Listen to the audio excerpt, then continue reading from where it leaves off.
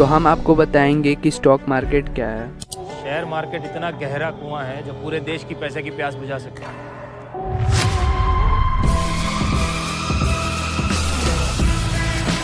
इससे पहले हम आपको बता दें, इंडिया दुनिया का 5th लार्जेस्ट इकोनॉमी में से एक है। ये मैं नहीं कह रहा।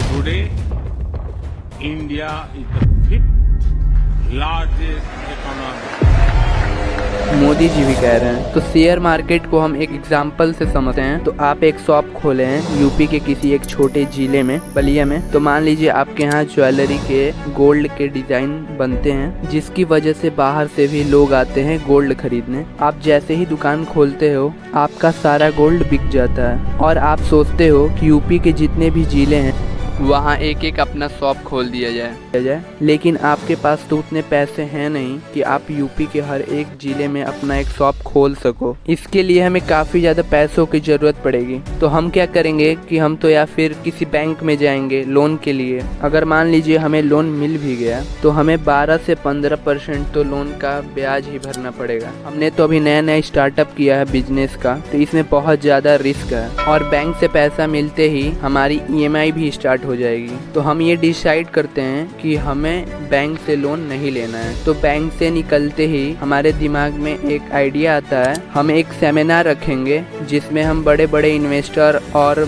बिजनेसमैन को इनवाइट करेंगे और अपना बिजनेस प्लान बताएंगे और प्रॉफिट भी। और हमारा बिजनेस प्लान उन्हें अच्छा लगा और वो हमारे कंपनी के स्टॉक खरीद लिए। तो देखिए, स्टॉक खरीदने का मतलब होता है कि अगर हमारी कंपनी को प्रॉफिट होता है तो हम अपने कंपनी के प्रॉफिट में से कुछ हिस्सा उन्हें भी देंगे जितना पैसा वो लगाए हैं। अगर हमारी कंपनी को लॉस भी होता है तो उस कंपनी के लॉस में से कुछ हिस्सा उन्हें भी सहना पड़ेगा जो हमारी कंपनी के स्टॉक्स खरीदे हैं। तो स्टॉक मार्केट का भी कुछ ऐसा ही प्रोसेस होता है। ये एक बेसिक नॉलेज है और इसमें पैसा इन्वेस्ट भी किया जाता है, ट्रेडिंग भी किया जाता है। इसके लिए मैं एक अलग से वीडियो बनाऊंगा ट्रेडिंग पे। तो इस वीडियो में बताऊंगा कि इन्वेस्ट कैसे करना है अपने पैसे को। तो मैं इन्वेस्ट करना किसी हवा में नहीं बताऊंगा। बड़े बड़े इन्वेस्टर भी इन्हीं दोनों के फिलॉसफी से इन्वेस्ट करते हैं। वॉरेन बफेट एक इंटरव्यू में बताते हैं कि वो बेंजामिन ग्राहम की बुक पढ़ी थी, फिलिप फिशर की 2 बुक पढ़ी, तो उन्हें इन्वेस्टमेंट में ओवरटेक ग्रो किया।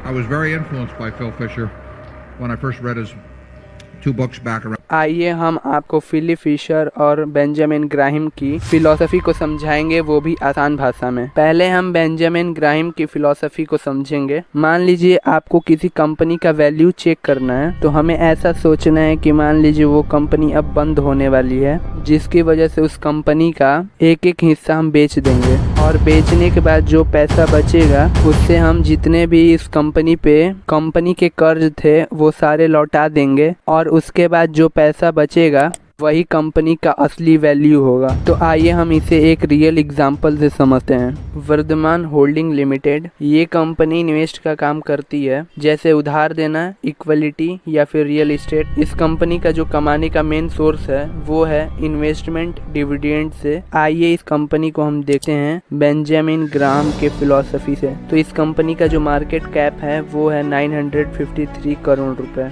यानी 953 करोड़ रुपए में हम इस कंपनी को खरीद सकते हैं। और इसके स्टॉक्स का जो प्राइस है वो है 2019 रुपीज़ और इसके रिजर्वेशन तो इसके पास है 2700 करोड़ रुपए और इसका जो बर्निंग है वो है यानी उधार है 0 रुपए।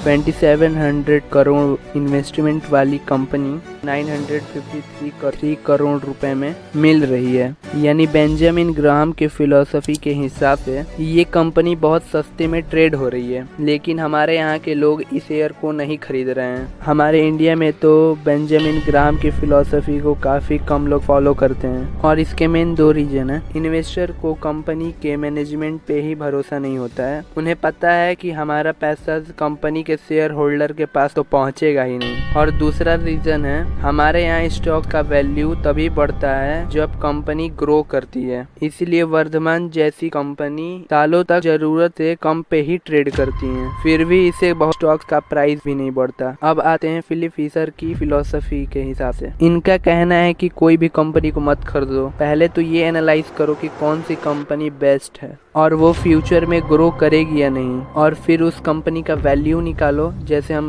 बताए थे अभी कुछ देर पहले, और उस कंपनी पे पैसे लगा के छोड़ दो और फिर उस कंपनी का स्टॉक ग्रो होता रहेगा और आपका शेयर भी बढ़ता रहेगा। फिलिप फिशर ने कुछ 15 स्टेप्स दिए हैं स्टॉक मार्केट में पैसे को इन्वेस्ट करने का, लेकिन हम उसको बता नहीं पाएंगे क्योंकि ये वीडियो काफी लंबा चला जाएगा। क्या आपको पता है कि अमेज़न के कस्टमर एक ऑब्सेस्ड कंपनी है? अमेज़न के CEO जेफ बेजोस का भी यही मानना है।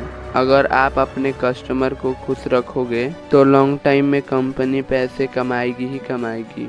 जब अमेज़न एक नॉर्मल कंपनी थी और जेफ बेजोस एक नॉर्मल CEO, 1999 में उनसे एक इंटरव्यू में पूछा गया कि इन्वेस्टर को पता होना चाहिए कि वो किस कंपनी में पैसे लगा रहे हैं, तो कभी कहते हो ये एक इंटरनेट कंपनी है तो इतने प्रॉपर्टीज कैसे खरीद रही है। इस पे जेफ बेजोस कहा, इंटरनेट कुछ भी हो, हम एक कस्टमर ऑफ कंपनी है। अगर इन्वेस्टर लॉन्ग टाइम पर्सपेक्टिव से हमारी कंपनी में पैसा लगाते हैं तो वो अपने पैसे को In the long term, there is never any misalignment between customer interests and shareholder interests. मतलब जेफ बेजोस हमेशा से ही अपनी कंपनी को लॉन्ग टाइम पर्सपेक्टिव से देखते थे। तो अब तो आप समझ गए होंगे कि स्टॉक मार्केट में कैसे इन्वेस्ट किया जाता है। अगर ये वीडियो आपके लिए यूजफुल रहा तो आप हमारे चैनल को सब्सक्राइब कर लीजिए। तब तक के मिलते हैं नेक्स्ट वीडियो।